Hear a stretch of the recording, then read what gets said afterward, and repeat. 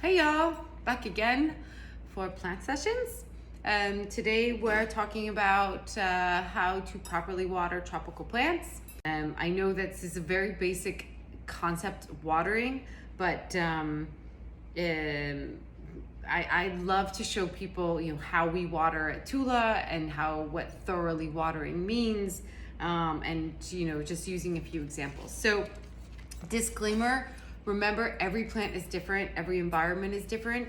So one thing, it's really to think about your environment, learn the plant that you have, because the Scindapsus is going to have a totally different watering frequency and desire for thoroughness than, let's say, a Tradescantia pallida. So just really consider those aspects and learn about your plant. And I promise you will successfully grow them indoors. Let's demonstrate watering. What does thorough watering mean? How to successfully water tropical plants. So again, I can't go into every single plant, but let's just talk about the specific plants in front of us. The Tradescantia pallida is a perennial and really can dry out between waterings, can get to the point where its soil is soft, it's hard, and it's starting to contract from the sides. You see there's a little space between the soil and the grow pot, and it's lighter in weight. One of the things that I always recommend people to do is feel the weight of your plant, especially if you're a new plant owner. This is one of the best ways to tell whether or not it's time to water. It's much easier to do that when you keep it in your grow pot rather than planting it, because the ceramic pot makes it heavier, but you can also start to tell once it's in a ceramic or terracotta pot.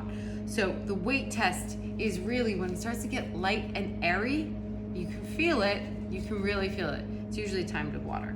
So this guy's starting to get light and airy. I'm also just gonna take it out so we can see the roots. Ooh, lovely roots.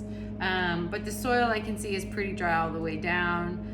This is not something that you're gonna do regularly. I wouldn't recommend taking your plant completely out of its pot, but if you want to, I'm gonna do some pruning while I see it, because I love pruning plants. All these little dried guys down here. So I know that this guy is ready for watering. I know that it also could go a little bit longer and not be watered yet, because I know that the Tradescantia pallida is pretty drought tolerant. But let's water it, and let's water it thoroughly. I don't have a shower here, but let's just pretend we're in the sink. We've taken our baby to the sink, and we're gonna water thoroughly. So I'm adding water to the top, and immediately it's draining out. That is a sign that, yes, indeed, your soil is dry. It's also a sign that your plant is planted in a great soil structure, which is allowing for oxygen to enter and into the roots, which is what your roots need for healthy living. And the reason I also like taking plants to the sink is because they need to get showered. Plants, tropical plants, need to stay clean. So bringing them to the sink and allowing for, imitating what a rainfall would do, is just, that's what they need. They love it. Rain doesn't just directly go into the root ball in the natural world, right? Rain starts from above and trickles down into the root ball. So let's try to, imitate and recreate what Mother Nature does so very well outside. You are now Mother Nature inside. So you see all those beautiful raindrops on your foliage. It loves you forever now. So let it live there. Let it add humidity to this plant. It's very happy when you do that.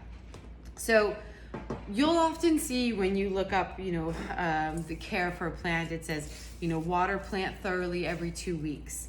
I am not a fan of giving you set days on when to water, because I don't know what your home environment is like. We can, you can always consider a range, every 1 to 2 weeks, every 2 to 3 weeks, but it's really up to you to figure that out.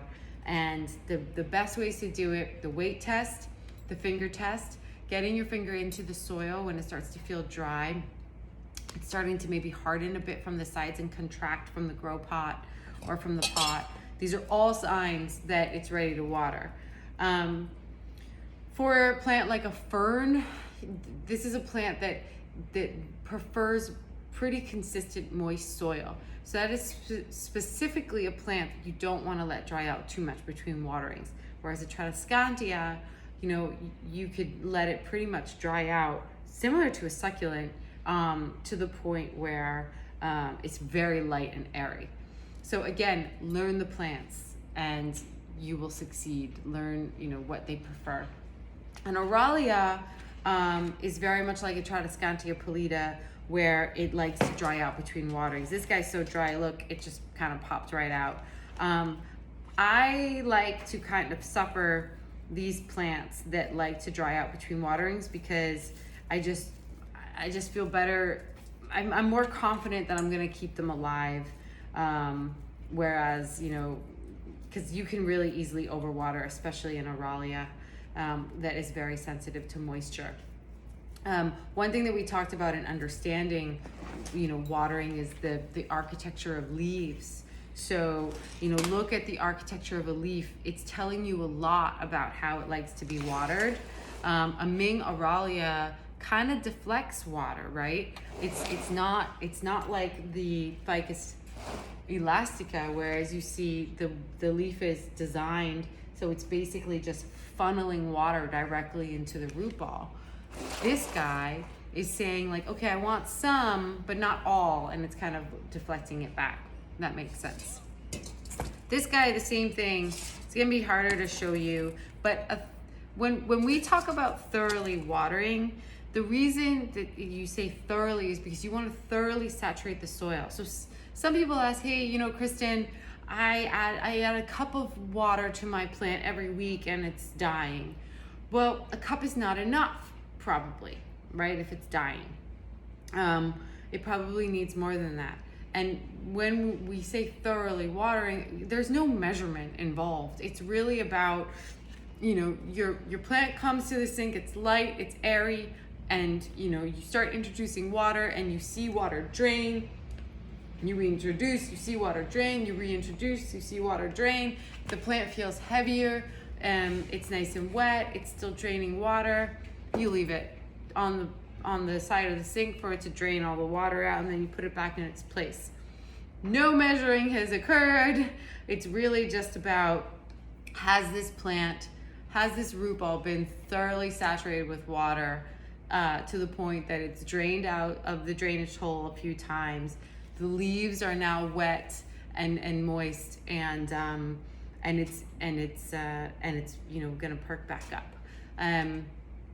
So that idea is really important. There's so many things to talk about with tropical plants, so you know, but I really think the most important thing for you to take home in this is understand that every plant comes from a different part, you know, of a rainforest, right? The canopy, the middle ground, the low ground, and wherever it grows, right, it's going to inform the style and way in which it wants to be watered. Look at the leaf architecture. The leaf design is telling you so much about, you know, how much water it wants to capture when a rainfall passes. And then, you know, kind of test and see. If you're unsure, just don't water. That is like the number, that's the easiest way to keep your plant alive, is just, if you're saying, should I water, should I not, I don't know, just don't. Just let it dry a little bit more, and then take it to the sink, give it a good rain shower, and then put it back. And it's all an experiment, so keep experimenting. I hope this was helpful. As always, give us a shout, care@tula.house, if you want more information, if you have a particular question about a plant that you have at home.